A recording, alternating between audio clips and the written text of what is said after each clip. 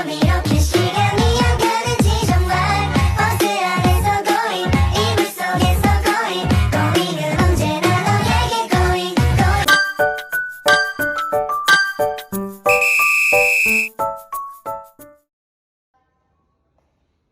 Assalamualaikum. Waalaikumsalam. Apa kabar anak-anak? Alhamdulillah, luar biasa. Allahu Akbar. Wah, senang sekali ya. Apakah kalian udah sarapan? Belum. Ya, harusnya kalian itu sarapan terlebih dahulu biar belajarnya itu bisa fokus. Baik ibu, nanti sebentar ibu. Beliin dong bu. Nasi kucing. Sebelum mulai pelajaran, mari kita berdoa lebih dahulu. Berdoa mulai. Berdoa selesai.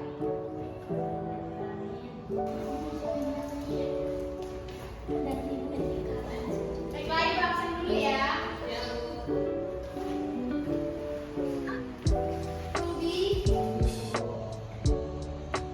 Ananda, Octavia, hadir ibu.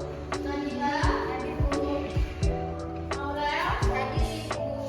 Marda, hadir ibu. Fitriana, hadir. Hadir semua ya? Hadir ibu. Baiklah anak-anak, hari ini kita akan belajar tentang teks berita. Sebelum masuki materi, kalian tonton video ini terlebih dahulu ya. Di Sumatera Barat mengalami erupsi sejak Minggu 3 Desember. Sedikitnya ada 75 pendaki yang terjebak di Gunung Merapi saat erupsi terjadi dan 11 diantaranya dilaporkan meninggal dunia. Gunung dengan ketinggian 2.891 mdpl ini memuntahkan kolom abu berisi material vulkanik hingga 3.000 meter dari puncak kawah yang disertai suara gemuruh. Berdasarkan laporan langsung dari lapangan oleh tim Pusat Pengendali dan Operasi Badan Penanggulangan Bencana Daerah Kabupaten Agam, hujan abu vulkanik itu turun dengan intensitas tinggi hingga membuat suasana desa di sekitar gunung menjadi sangat pekat dan gelap. Selain itu, Pusat Vulkanologi dan Mitigasi Bencana Geologi Kementerian Energi dan Sumber Daya Mineral mengungkapkan saat ini jalur penerbangan di sekitar gunung. Nah, jadi apa sih yang kalian ketahui tentang berita? Ya Bu, Aurel? sebuah informasi tentang kejadian yang terjadi Bu. Bagus, berikan aplaus dulu. Siapa lagi yang tahu? Nah, yang kedua, apa saja sih informasi yang terdapat di dalam berita? Gunung Merapi, kecelakaan. Setelah itu, ya, sebuah peristiwa ya, bagus. Baiklah, kita akan memasuki materi tentang teks berita. Yang pertama itu kita akan mengetahui tentang tujuan pembelajaran teks berita. Tujuan pembelajaran teks berita itu peserta didik mampu menyajikan teks berita dengan memperhatikan struktur, unsur, dan kaidah kebahasaan dengan benar. Yang kedua itu pengertian teks berita. Pengertian teks berita adalah merupakan teks yang berisi segala peristiwa yang terjadi di dunia. Teks berita biasanya disebarkan melalui berbagai media seperti koran, majalah, radio, televisi, internet, ataupun media lainnya. Selanjutnya itu ada fungsi teks berita. Pembuatan teks berita bertujuan untuk menyampaikan informasi penting kepada khalayak manusia, sementara fungsi dari teks berita itu sendiri adalah untuk mengetahui informasi terkini. Kemudian ada struktur teks berita. Struktur teks berita yang pertama ada orientasi berita, yang kedua ada peristiwa, dan yang ketiga ada sumber berita. Orientasi berita adalah berisi bagian pengenalan masalah atau hal apa yang akan dibahas di dalam berita. Yang kedua, peristiwa itu berisi menceritakan tentang kejadian yang terdapat pada peristiwa atau hal yang ingin dibahas secara rinci dan berurutan. Yang ketiga itu ada sumber berita. Sumber berita biasanya terletak bisa di awal dan bisa di akhir. Contohnya seperti kutipan Kompas, koran, apa itu kan. Pasti itu kalau nggak di awal itu ada di akhir sumber beritanya. Siap. Selanjutnya itu ada unsur Unsur-unsur teks berita itu biasanya disingkat menjadi 5W plus 1H. Atau bisa menjadi adik simba. Itu isinya ada apa, di mana, kapan, siapa, mengapa, dan bagaimana. Selanjutnya itu ada jenis-jenis teks berita. Jenis-jenis teks berita yang pertama itu adalah berita langsung.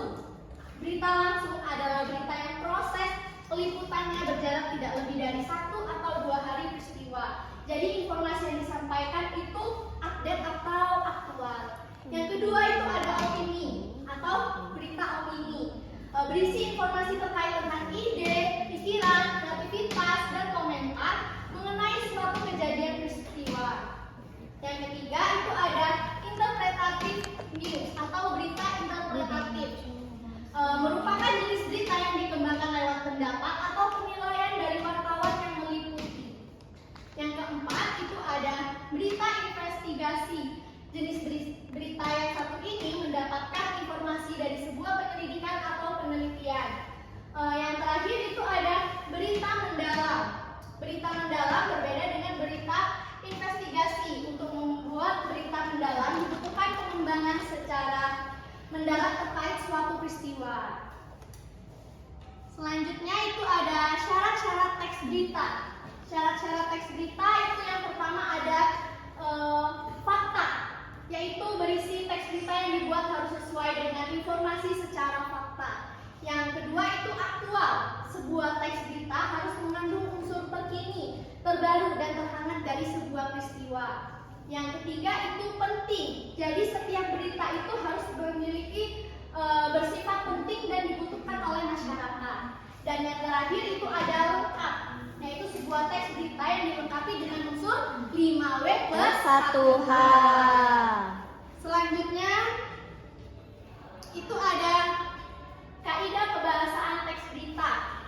Kaidah kebahasaan teks berita itu yang pertama penggunaan bahasa yang baku. Tahu anak-anak penggunaan bahasa yang baku itu apa? Jadi penggunaan teks baku itu adalah teks berita yang dibuat untuk dikonsumsi semua orang. Itu penulisannya harus menggunakan bahasa Indonesia yang baku. Nah, yang kedua yaitu menggunakan kalimat langsung. Kalimat langsung yaitu sebuah kalimat yang disampaikan secara langsung tanpa mengurangi atau menambahkan informasi di dalamnya. Ciri kalimat langsung yaitu ditandai dengan penggunaan tanda kutip dan diikuti dengan keterangan penyertaan. Yang ketiga itu ada penggunaan kata kerja mental. Kata kerja mental adalah jenis kata kerja yang menunjukkan sikap seseorang terhadap suatu tindakan. Yang keempat itu ada penggunaan fungsi waktu dan tempat. Jadi di dalam teks berita itu pasti akan mencantumkan keterangan tempat dan waktunya. Dan yang kelima yaitu penggunaan konjungsi temporal. Konjungsi temporal seringkali ditemukan pada struktur berita yang menjelaskan kronologis kejadian. Contohnya seperti sejak, kemudian, awalnya, dan sebagainya. Selanjutnya yaitu ada langkah-langkah menulis teks berita. Yang pertama itu menentukan kejadian atau peristiwa yang dijadikan sebagai bahan berita. Yang kedua, mengumpulkan informasi terkait berita.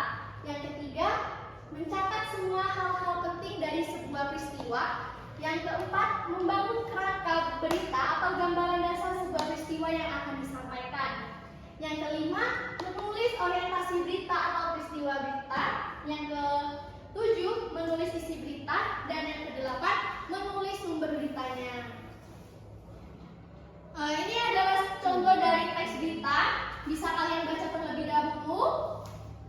Seperti Tangerang Selatan Kompas ini merupakan dari apa? Tewasnya terlindas.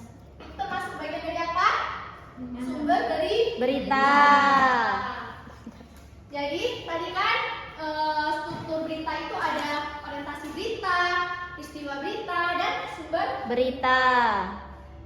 Coba kalian pahami dulu. Kalau ada yang ingin ditanyakan boleh ditanyakan. Sudah paham semua?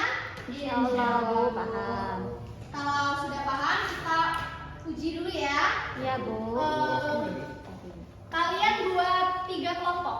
Siap Bu. Terdiri dari dalam kelompok itu berapa? Dua-dua saja. Oke, Bu. Ada yang 3 berarti ya? Iya, Bu.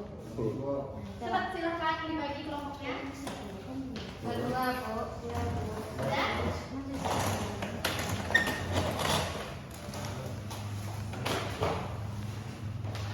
Bertiga ya? Iya, Ibu.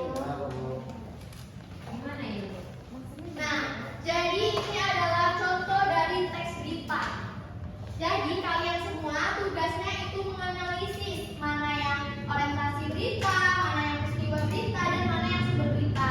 Kemudian kalian juga analisis struktur kebahasaan dalam berita ini. Tadi kan ada bahasa baku, bahasa kalimat langsung, ada konjungsi dan lain-lain. Nah, jadi tugas kalian menganalisis ya.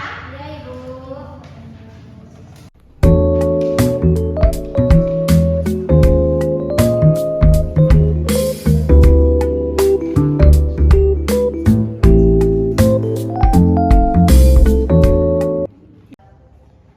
Baiklah, Natra, apakah sudah mengerjakan tugasnya? Sudah, Bu. Octavia sudah selesai? Sudah, Bu. Mariani? Sudah, Bu. Nah, jadi